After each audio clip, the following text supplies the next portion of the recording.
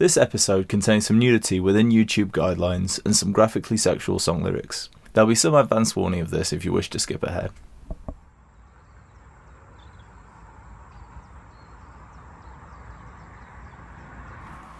Do you want to come with us on an adventure? We're going to Swansea. We're going to go up a mountain, down a coal mine, round a castle, then we're going to cool off by skinny dipping in a fairy pool. All in this episode of 69 Cities. Are you ready? Let's go. We're on the road to heaven knows and feeling groovy. Those city lights and pretty sights, they're bound to move me. It's just 69 cities. It's just 69 cities. It's just 69 cities till I get home.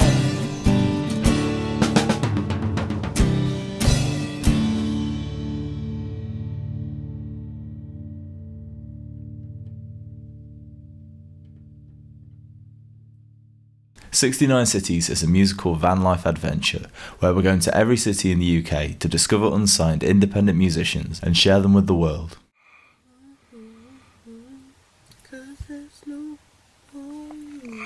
It is morning of day 3 and we're somewhere in some mountains. Today we're going to Swansea. Rodhine's here too. She doesn't want to be on camera. Hi, camera. She's not ready yet. He always looks the same. Oh, remember. Oh! The sun is blinding. Ooh. You quick. Don't know. Okay, so we've woken up next to Coedwig Penpike. Rodhine is staying in the van because she is tired. But I'm going to try and hike up to a waterfall and a pond where I might be able to have a dip and wake myself up. Yeah, what a beautiful thing to wake up to in the morning.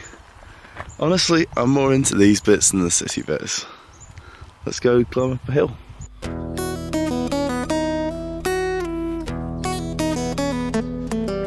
Right, so we just met a lady who told me that we're on the right path, but we got to find a fork to the left to find the dipping pools, which I really want to find because I want to wash.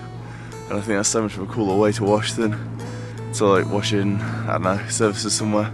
Plus we don't really have time for that, so we're going to do this hike and then straight on for the waterfalls. But we've got to keep an eye out for a turning left, slightly overgrown. Well, I thought the lady said off to the left, not off to the right. I think we're on the wrong path. Check out these amazing mushrooms. Look at this dude, he's giant. People say foxgloves are the home of the fairy kind. Who knows? Maybe we'll meet them somewhere by the fairy pool. The spirits of the forest in a single flower. That path is sketchy.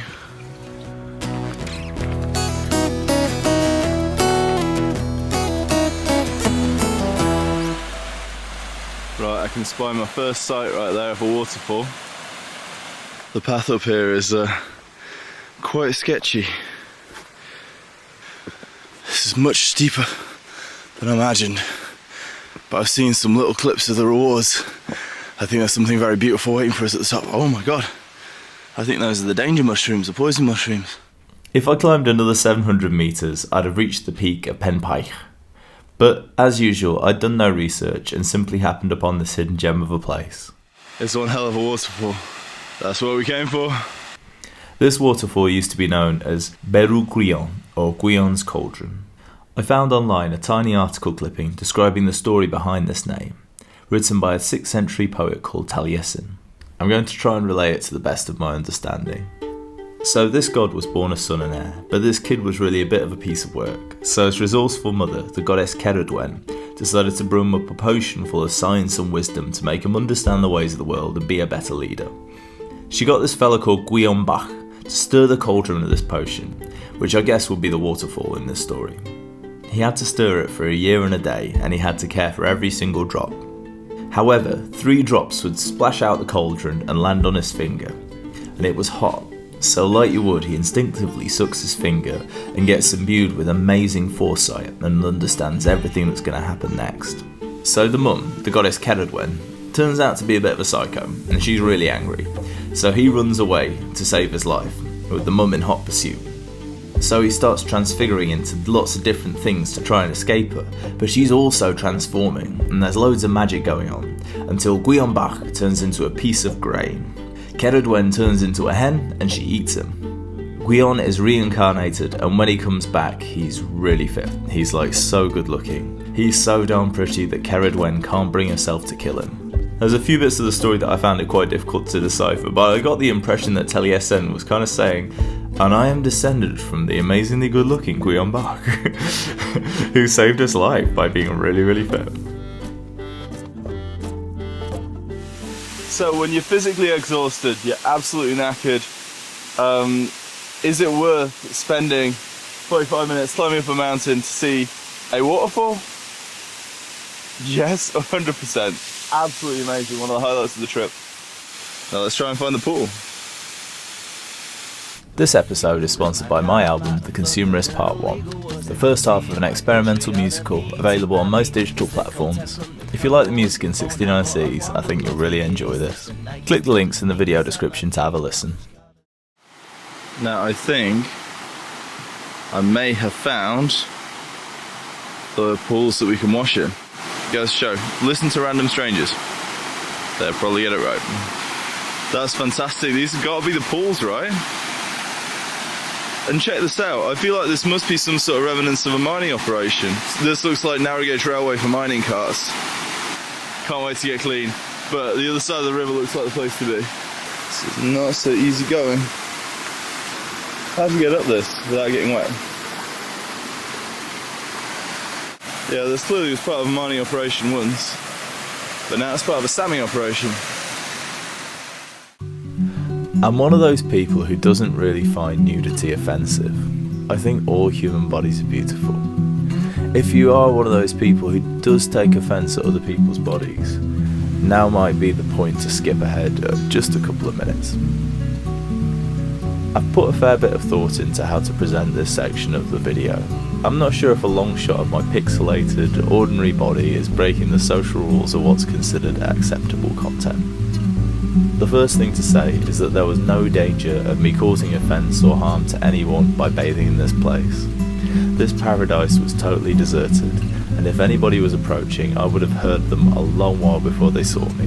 There's been a huge movement around body confidence on the internet, about how we should all celebrate different types of body, but I see this mainly celebrating the bodies of women. I don't really feel like this movement has reached men in the same way yet. I think people are scared of men's bodies a bit, which I can understand. I'm interested to know whether that body positivity includes me, but there's a more important reason to show this moment, and that's this. Body dysmorphia is on the rise everywhere. We're shown a constant digital feed of people with seemingly perfect bodies and lives, always young, always shot from the best angle, always using the best filter. The reality is that isn't what the vast majority of us look like. Neurology shows that what we see as beauty is taken as an average from all the bodies and faces we see in our lives. So if we never see normal people naked, if we never see our elders naked, how do we interpret and understand the beauty in our bodies as we age? We get stuck in an impossible beauty standard obsessed with youth, unless we all get less precious about showing our real bodies. I got into naturalism by playing at the Glastonbury naked sauna, Lost Horizons. This experience, followed by other naturalism related events, led me to accept my body in a way that I don't think is readily available in most of modern anglicised culture. However, being naked around our trusted friends and family is normal in a lot of cultures, and I think there's a value to it and the self-acceptance that it brings, particularly whilst being in nature. In a weird way, this is kind of the first time you've actually seen me in my true form, even if you've been watching me for 15 years. You might find it funny or weird or sexy or upsetting, and that's okay.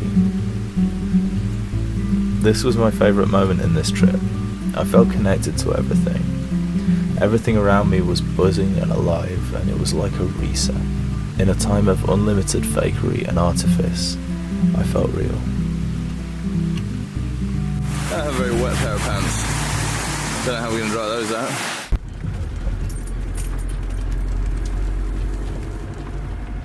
Make a sharp left turn onto Gethley. So, we're now at the Welsh coal mining experience, where we're going to hopefully go down a mine and see the internal workings of a mine, which I'm really excited about because I've always wanted to do this.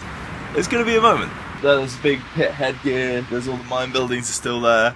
I think this is going to be really exciting.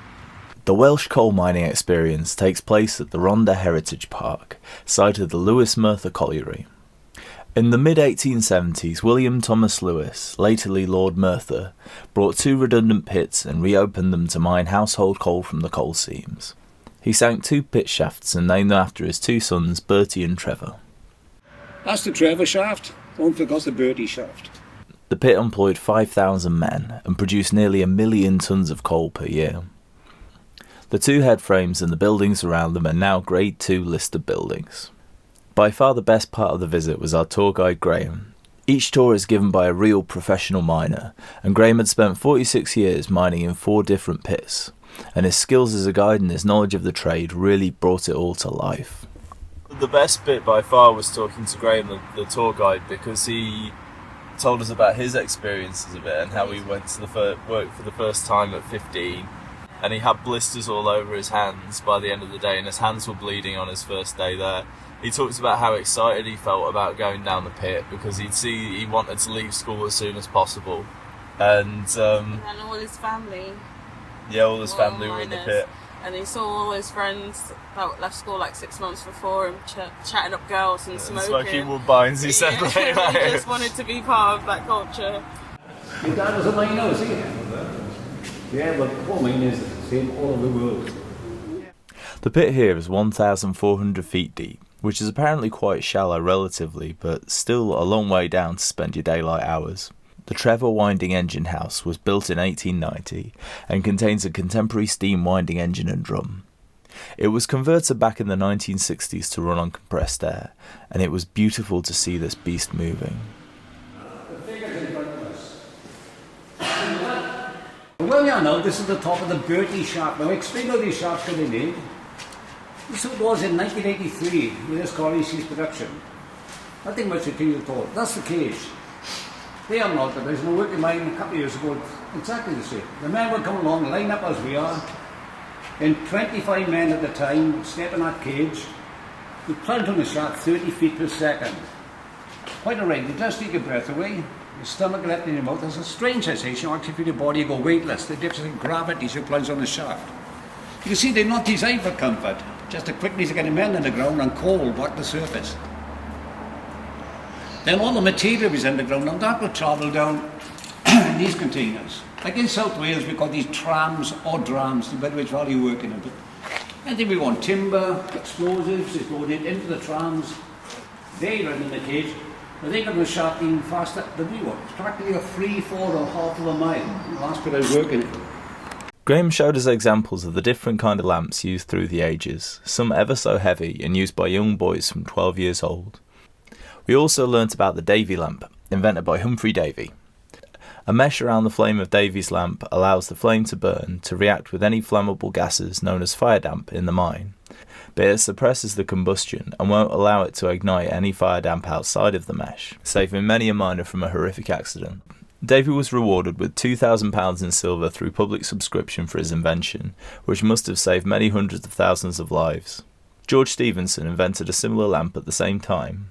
A canary would also be used to sense gas, with its sensitive lungs showing symptoms of strain long before human workers. Coming from a family of miners, we've had a Davy lamp hung in our conservatory since I was a child.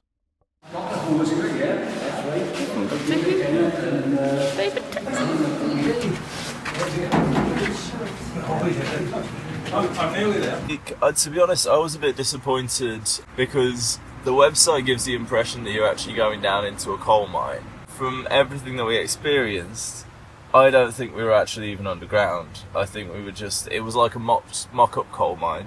They'd have to crawl through spaces about this big, you know, and there was none of that there. It was all like giant corridors, wasn't it? Like, To me, at one point, I felt like I was in a bomb shelter. Like, when you Don't be concerned about this. We don't go plunging down. It's the safest part of any coal mine, really. I know it's a bit frightening. It can be a bit scary plunging in the shaft, but in Great Britain, everything in the shaft is examined once every 24 hours. They're all board in the cage, only a visual examination. I worked in coal mines 46 years, never once involved in a serious incident in the pit shaft. I've been stuck in a cage on many occasions, most miners have had that, but nothing more serious than that, so we will be alright, let's be positive, we will be alright. We should be alright.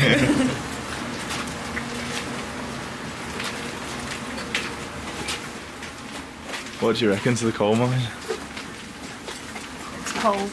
It's cold. I've got a sweater in my bag if you want It's a it. cold mine. Okay, you're never allowed to mock my jokes again. Coal mines are much bigger than most people think. About 27 miles of tunnels in this pit, for 40 kilometres. It's all with a 3-mile radius of shaft, like a huge rabbit one. That's cool, look, it's weighted to shift itself. So many years ago in Great Britain we did use children, and there are records of little girls. And all these kids had to do, open and close the doors for the horses. Like we mentioned the horses. Very useful, strong, powerful animal, they can pull tremendous weight, but they're hopeless at opening doors, they look ridiculous.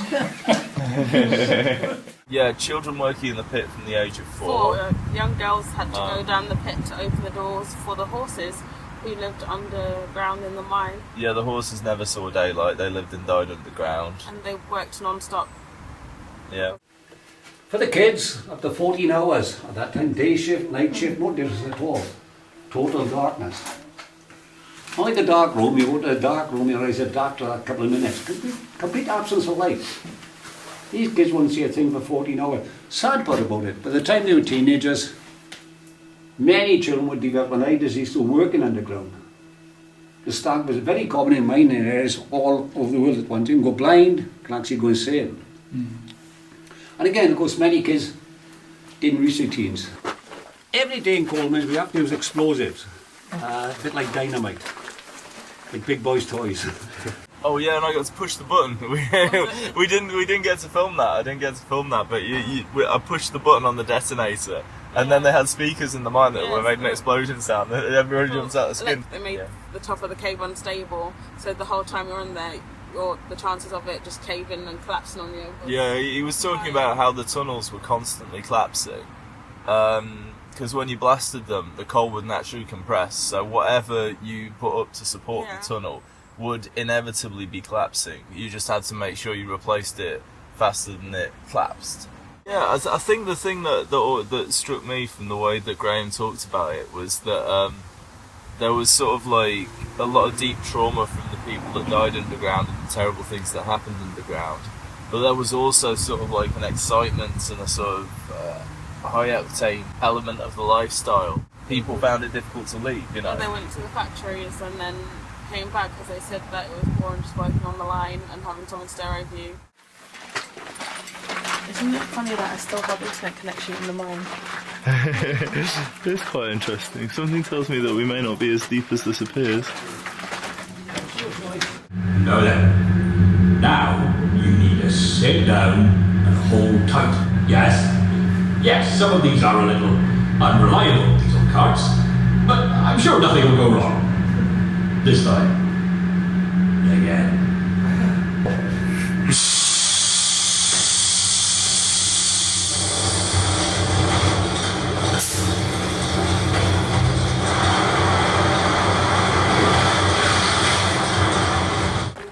Oh, I don't think we were ever underground there.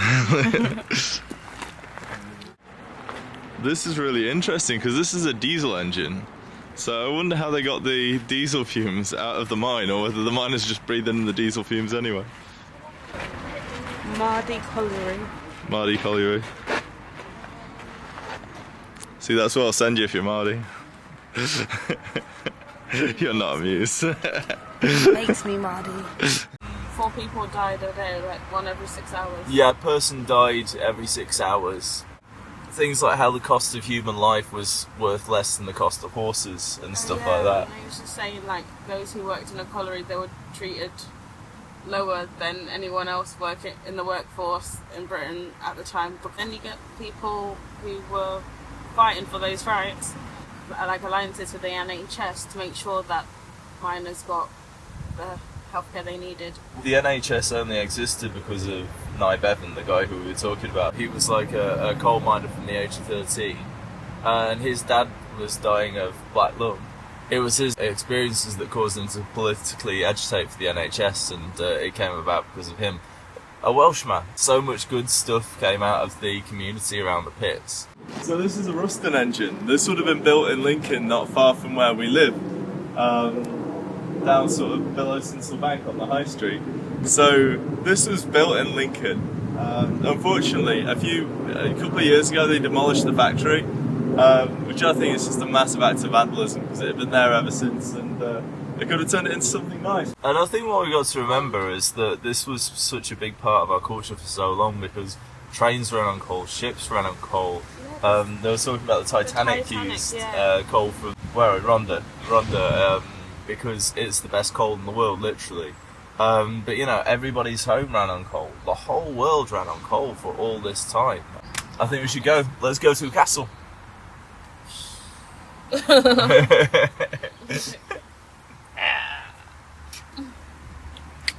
Castle time! Whee! Transition, yeah, the transition. You're playing a dangerous game, giving me all this footage. So, I'll tell you what, click your fingers.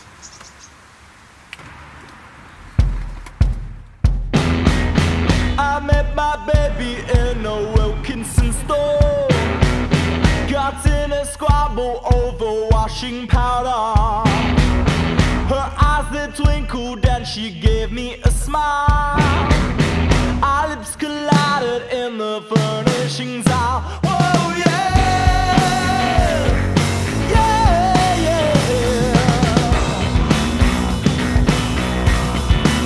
yeah. So H. Hussey Vivian Bart MP is up there saying, "That's why mums go to Iceland." My baby's smart and she will go pretty far. She likes to smoke me like a Cuban cigar. My pretty baby. Oh wow. Yeah, totally. Check it out, it's beautifully decorated as well.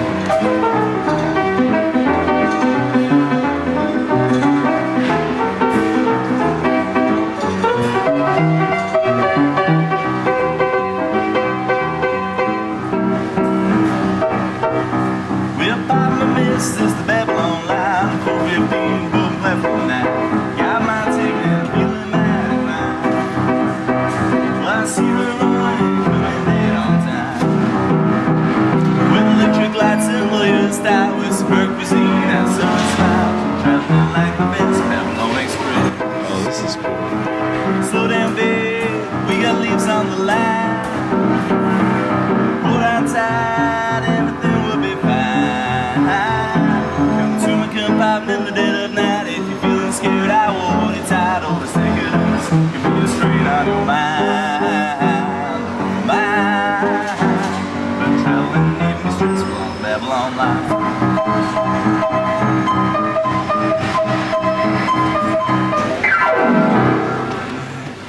I'll do. Oh, these are amazing. Dresses made out of comic books. Took a job at the steaming down on Coventry, and I fell in love with the laundry girl who was working next to me. Brown hair zigzagged around her face, and a look of half surprise, like a fox caught in the headlight. There was animal in the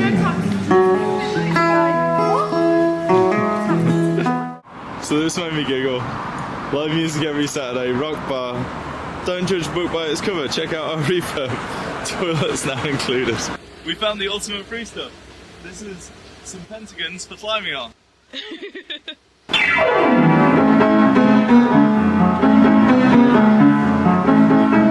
is hard. It's hard.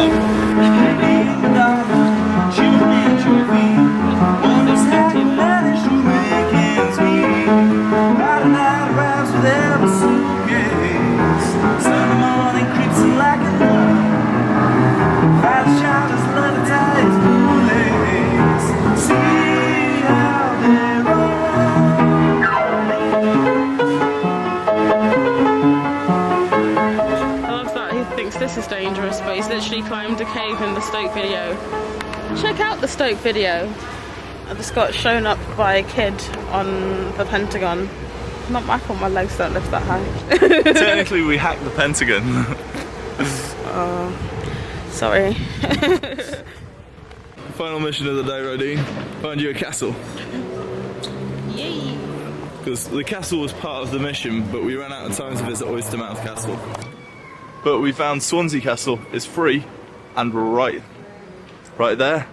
So this is Castle Square. The seagull swoop. Now, I don't want to make a mountain out of a molehill, but I reckon that's a pretty cool fountain. We've got the main body of the fountain. Don't want to drop my phone in this bath. Ha ha.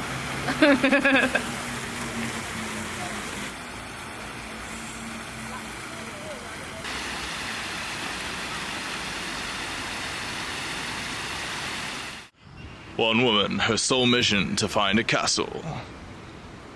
How is your quest to finding a castle going, Rodhine? It's just there. It's here, we made it. The quest for the castle is complete. It's only taken 3 cities. Shortest quest ever. Shortest quest? I went all the way to Stoke, didn't get a castle. Went to Cardiff, no castle. There's not a huge amount left at Swansea Castle. Built in 1107 by Henry de Beaumont, even by the 1400s it had lost its military importance. By 1650 it was described as decaying buildingage. Well, I found you your castle, Rodhine. I gotta admit, it's a bit limited. Like, all the doorways are chained off and stuff. It's castle walls. Yeah. So you don't feel like you've had a castle? You try your best in this world, and you don't get enough. Tiny violin. It's been a bottle factory and a workhouse, eventually having a town hall built in its courtyard.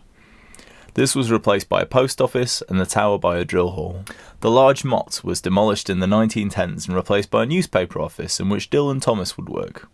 In 1952 the castle was Grade 1 listed. Bit late, sadly.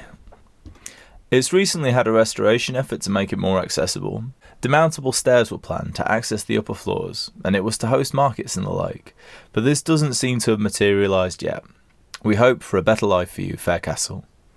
How are you enjoying your castle? It's not enough. So you gotta go to a castle, it's not good enough these days. Don't care, no big deal, I want more. I want to be where the people are. I want to see them dancing.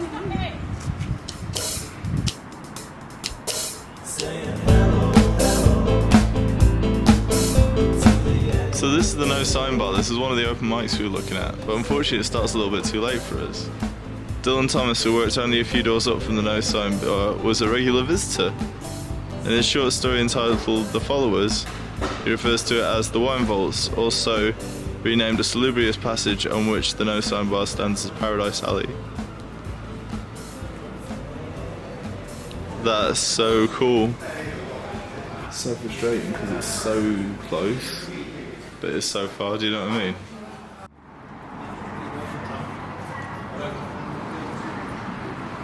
There's crazy goals up there. It just goes to show, you can always find something to do. Maybe spare half hour. Cheers, my dudes. My baby's smart and she will go pretty far. She likes to smoke me like a Cuban cigar. My pretty baby send me kisses, FedEx.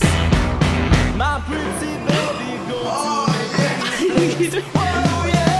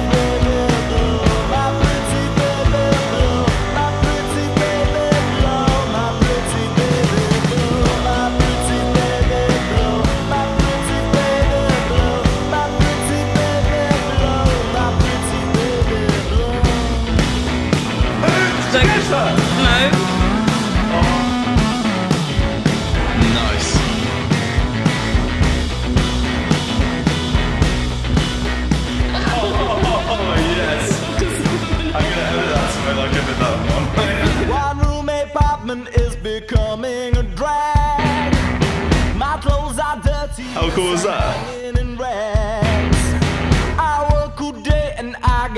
the Archimedes screw. My pretty baby makes it all okay. Whoa, yeah, yeah, yeah.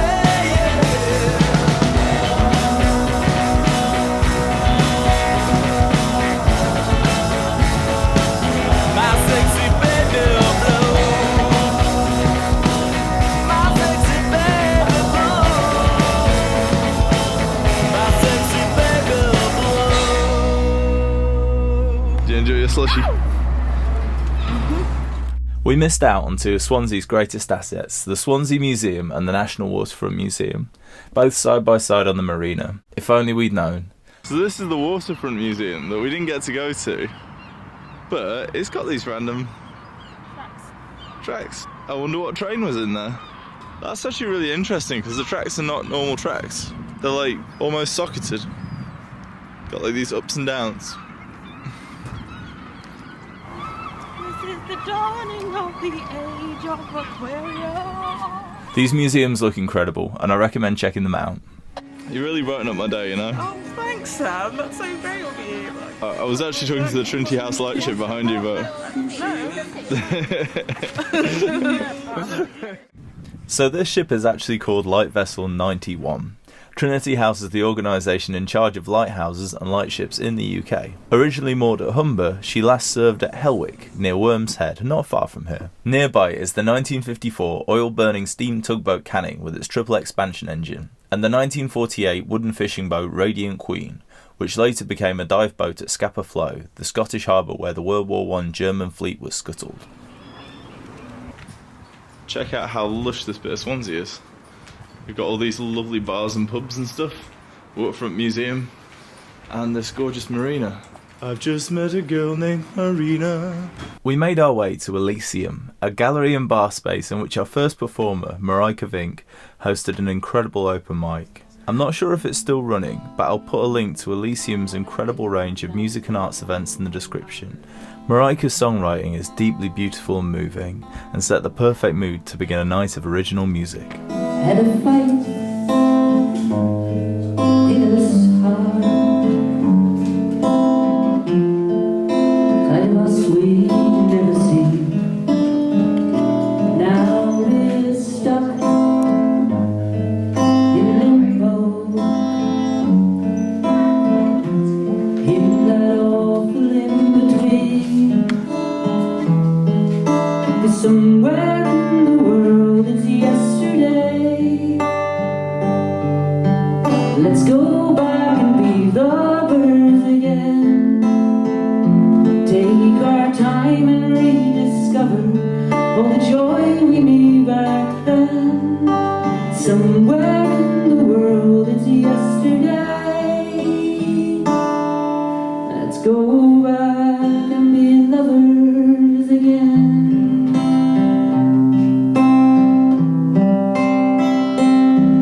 Run away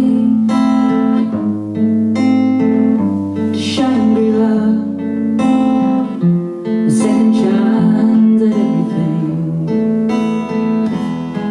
Restore our deep connection and fly home on angel wings.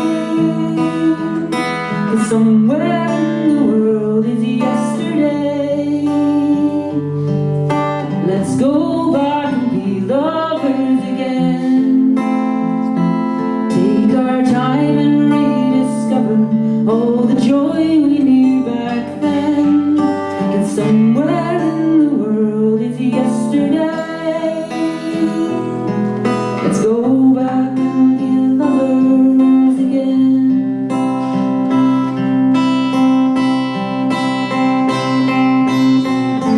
A different time, a different clock. Return to heaven, solid rock. Somewhere in the world it's yesterday. Let's go back and be lovers.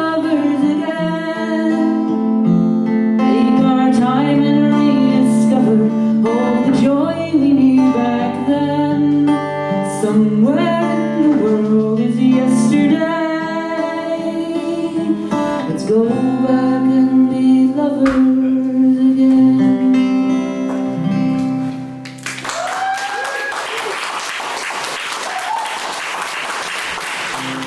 This hopefully is a song that I wrote 30 years ago.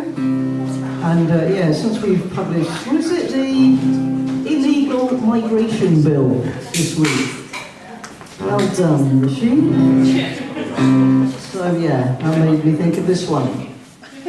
Lisa Taylor played us this incredible song about the experience and alienation of refugees, something very dear to my heart since long before my ex-girlfriend was put in that position herself. The saddest sight I will ever see is the pain in the eyes of the refugee who has seen the kinsfolk murdered and the homeland burned. Tell me, where do you go when you can't return? 'Cause what's the use of a homeland when you can't go back? And even refugee camps come under attack. Landmines go to discriminate and trigger happy revolutionaries will seal your fate. There's one truth that I understand. There's no peace for the ones without land. One truth that I understand. There's no peace for the ones without land. The UN debates the rights and the wrongs of but every side sings its victory songs. And one man's terrorist is another's freedom fighter, but righteous bullets do not hurt you in the slightest. Understand me if you will. There's good reasons to die, but give me one to kill. There's one truth that I understand. There's no peace for the ones without land. One truth that I understand. There's no peace for the ones without land. One's in the middle ain't got no choice. One's in the middle ain't got no voice. No one's listening when the heat is on, and the only sound you'll hear is the sound of a gun. One truth that I understand. There's no peace for the ones without land. If money talks in a democracy, then it's only the arms dealers will ever be free. 'Cause one man's terrorist is another's freedom fighter, and righteous bullets do not hurt you any slightest.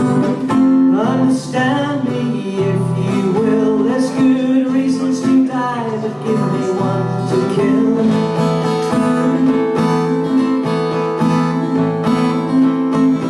The saddest sight I will ever see is the pain in the eyes of the refugee who has seen the kinsfolk murdered and the homeland burned.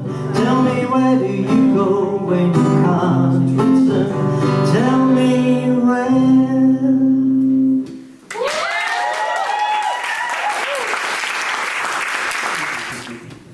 This is called Change of Heart. And the words, I think, are just as important, maybe more so now than what they were then, just 20 years ago.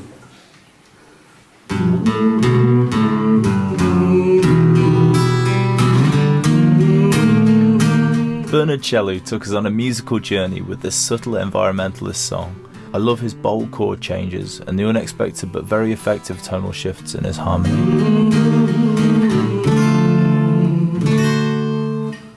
What kind of world have we become? It's time to take a look inside. There's no escape, nowhere to run. When from yourself you're trying to hide. We have everything we want, so many blessings every day. And I can't tell you how much I love this world, but it breaks my heart. Ooh, it breaks my heart. See it slip away. We've been living worlds apart. Gotta change our mind. We need a change of heart. It's time to let our flames love change our lives, to change the world. God gave this world for us to share,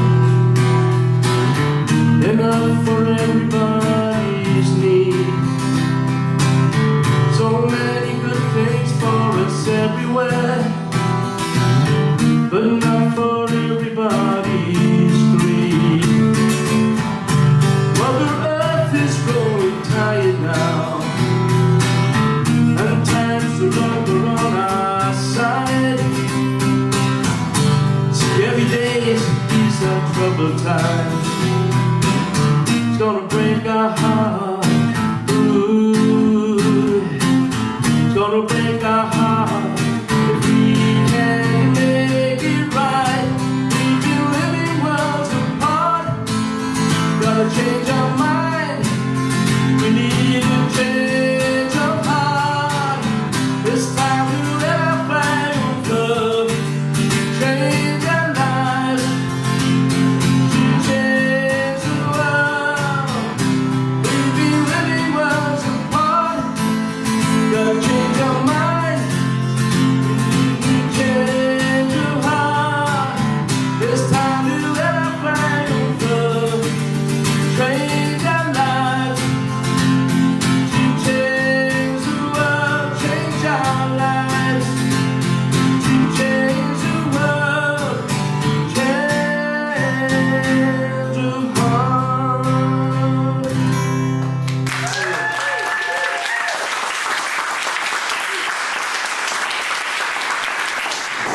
Right, so now for something surface level and pretty. So I wrote this song about the view from the top of the mountain behind the farm where I grew up, and the view is, in my opinion, the best in the world because it looks all the way out across Cardigan Bay, all up to North Wales, and on a perfectly clear day you can see Snowdon and you can see Ireland, and it's just, for me, it is Wales. Here it is, it's all Ben y Bryn, which is from the top of the hill. Danny Sinned gave us the most incredible treat. Having grown up in England, it's a rare privilege to hear the Welsh language spoken, but to hear Danny singing her incredible original composition in beautiful Welsh, well, surely this is everything that this journey in this series is about. O Ben y Bryn, mae'r byd yn un,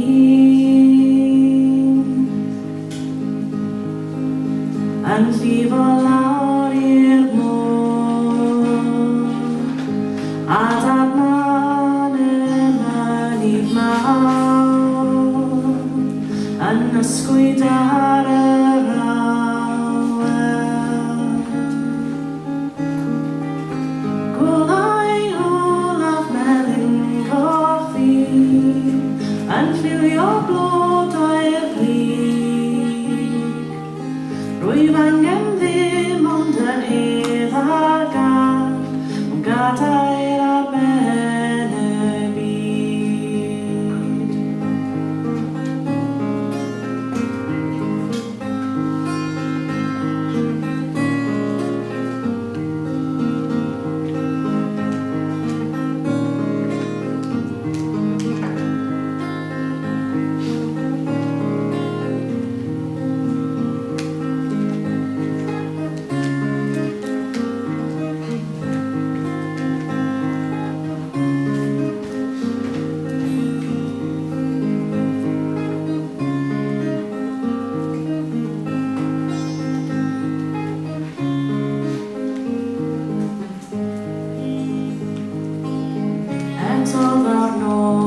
Ai gai o sir, dwy molau o tai y cwm.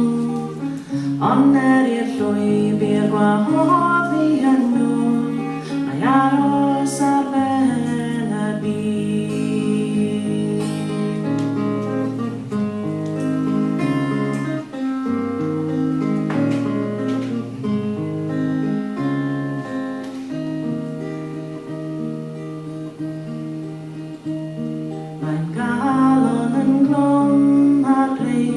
er gås, alla svältade gwynt.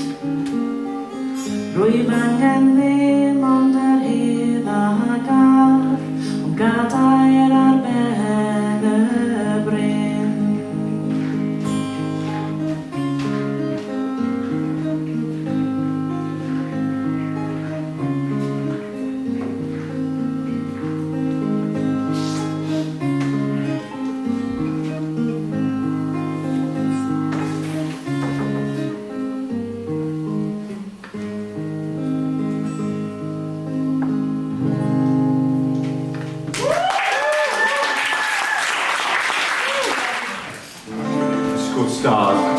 A man named Parker lifted the energy with this raw and deep performance of their amazing song Star.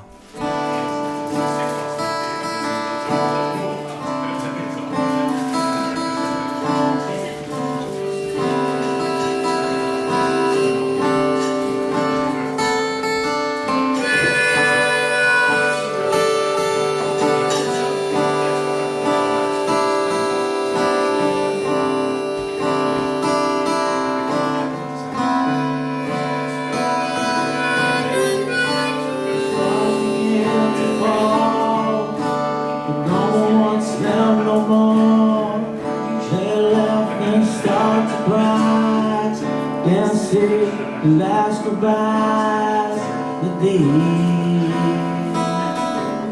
when you look upon the dreams you didn't take. You wish they came crashing in upon their way, and the stars that fall for you they won't shine no more.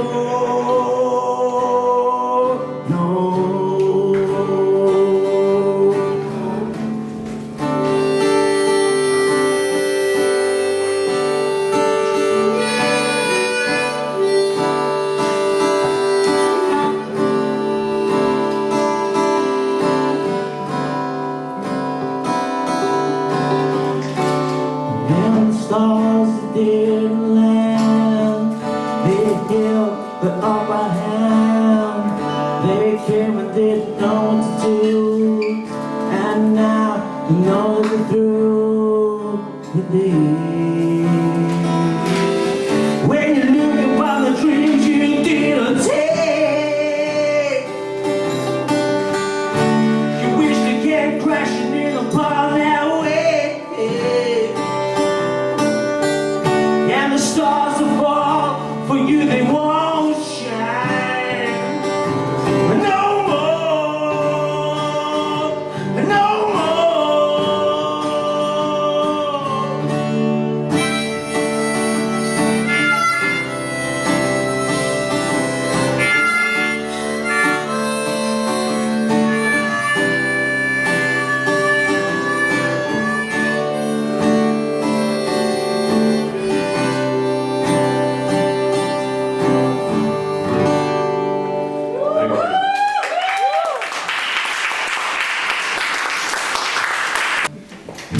Good evening, everybody. How are you all doing? Would you like a song that you can join in with about cheese on toast? Or would you like a song that you could join in with about penises?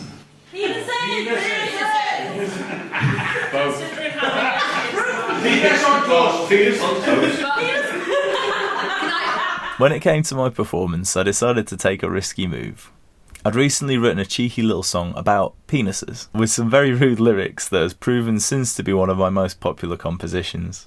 With the openness and good humour of this audience, I decided it was time to give it a try. If you're put off by sexuality, you might want to skip this lewdness. Penises are wonderful and fun. They can make you squirt and make you come. If you're looking for a gift for the one you love, then a penis is probably the one. Penises are beautiful and fine. You can take a couple at a time. And maybe big and hairy, but they're not that scary if you drink half a bottle of wine. You can use a vibrator, it will get the job done, but nothing really beats the real thing. If a gent uses his fingers and some crafty cunnilingus, all the ladies in the house will sing. There's really nothing better than a dick, though ejaculations can be mighty sick. See, if you're only a vagina, then there's really nothing finer than nature's own friendly pogo stick. If you're a gentleman and feeling glum, you can even put a penis in your bum. There's a G-spot there because God just cares, so he gave another way to make you come. At first it will be floppy like it's Windows 95, too flaccid and adorable to mention. But if you just give it a wiggle and a quick rub and a tickle, then the soldier will be standing to attention. Penises are wonderful and cute. Drinking semen is the key to looking youth. The science isn't doubtful, they'll get younger by the mouthful. Just don't forget to bag before you shoot. Thank you very much. The response was wonderful. I followed it up with another audience participation favourite of my original songs, Cheese on Toast. Well, good God, how do you smell funky, sunny, and we've been here for the best part of the day. We should go. Well, we'll have a dirty breakfast, come baby, if you're feeling restless and quite feckless, we could go out and visit the local shop. Check out our smooth market, smart by love, held together with cheese on toast. Toast on cheese on cheese on toast, cheese on toast. Toast on cheese on toast. These chords are recycled and this melody is stolen from the shop down the road. That's beautiful, folks, you did this really well. Well, superstars drive stupid cars and drink their lives away, getting thinner every day, it's such a shame. Oh, you banana, you've got crumbs on your pajamas. Well, how did you completely miss the play? That's such a stain. It's a dog-eat-dog world, bet you and me without that dog, no, without cheese on toast. Toast on cheese on cheese on toast, cheese on toast. Toast on cheese on toast. These chords are recycled and this melody is stolen from the shop down the road. Okay, this is your turn, folks, you ready? Acapella. Well, cheese on toast. Toast on cheese on cheese on toast, cheese on toast. Toast on cheese on toast, cheese on toast. Toast on cheese on cheese on toast, cheese on toast.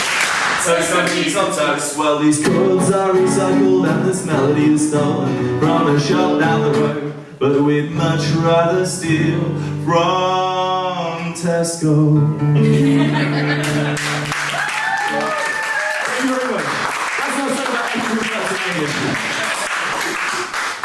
I've been playing guitar for 22 years and I've written one song. And that was just years. So it was a pretty dry spell, those first 21 and a half years. From what Scott McKay told us, he might not have written a lot of songs, but this one is an absolute belter. Well done, Scott. Why do I keep on smiling? Keep the world away from me. Why do I keep crying? Because the world smiles back at me. But you keep on lying to others and me. And I keep on smiling because the world smiles back at me.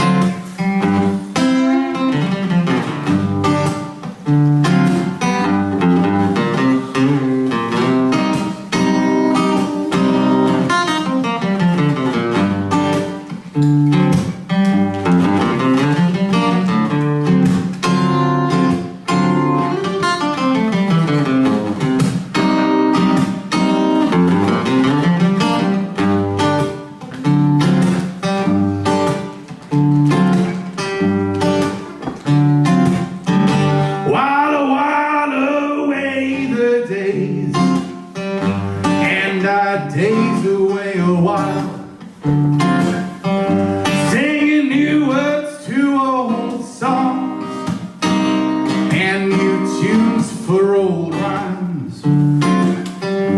But you keep on lying to others and me, and I keep on smiling because the world smiles back at me. To keep the world away from me, to see the sunshine others see. Cheers.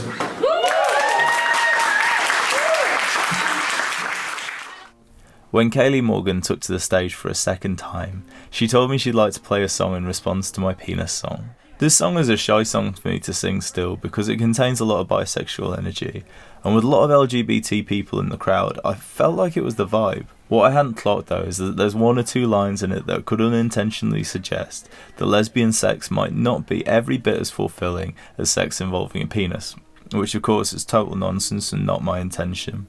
I'm so pleased that Kaylee shared this amazing, passionate song about her own sexuality as a counterpoint to mine.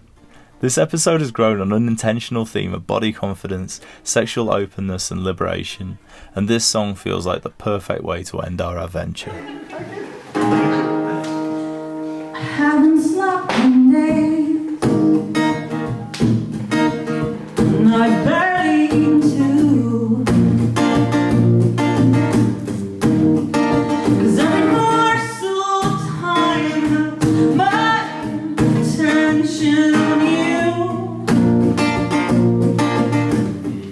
It's a little lame, but it's my only excuse. Come on, dear, tell me, what are we going to do? Well, let's spend every second naked in your head by my chest. Hours of my body shaking for all your interest, and all of the sleep I wasted, I never will regret. 'Cause frankly, dear, I'm not done yet.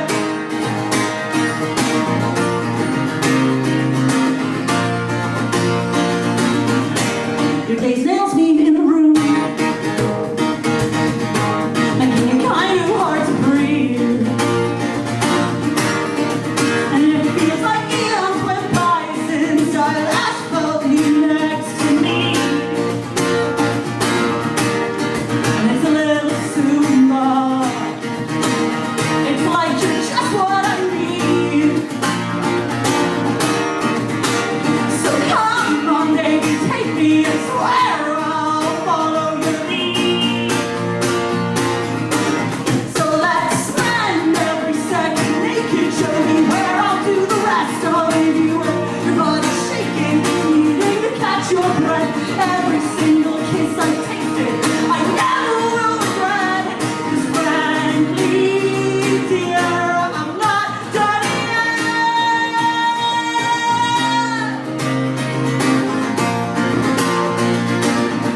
I'm not done yet.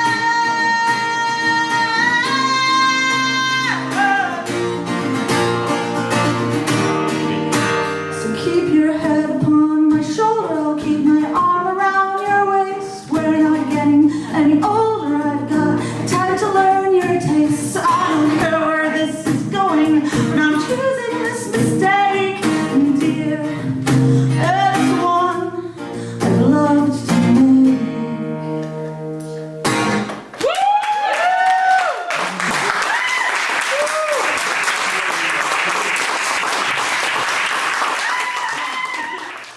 That concludes this episode of 69 Cities in the beautiful city of Swansea. Thanks to Ro for bringing such fun and good humour to our Welsh adventure. What wonderful people we've met.